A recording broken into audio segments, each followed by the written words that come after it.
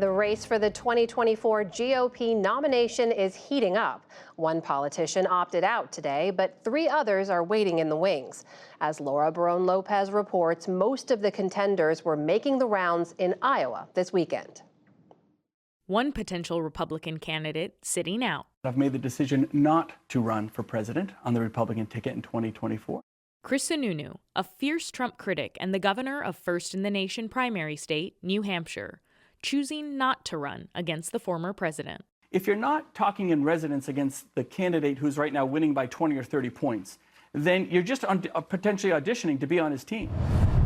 For the GOP hopefuls this weekend, an Iowa tradition, Senator Joni Ernst's annual Roast and Ride fundraiser, one of the first 2024 cattle calls where nearly all the Republican candidates made their case to early state voters.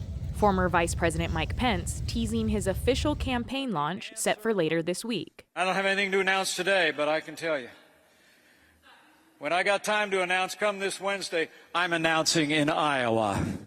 Noticeably absent, current poll leader Donald Trump. Other candidates, like former UN Ambassador Nikki Haley, took aim at the former president, though not by name. It's time for a new generational leader. We've got to leave the baggage and the negativity behind. We've got a country to save. A line she repeated during a CNN town hall last night, as she also attacked Florida Governor Ron DeSantis for spending taxpayer dollars fighting Disney. All this vendetta stuff, we've been down that road again. We can't go down that.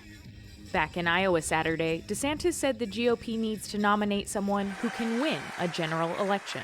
We need to dispense with the culture of losing that has beset the Republican Party in recent years. Iowa shows it can be done. Florida shows it can be done.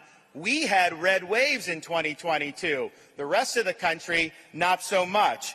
And former Arkansas Governor Asa Hutchinson, a Trump detractor, instead directed his ire to the current president.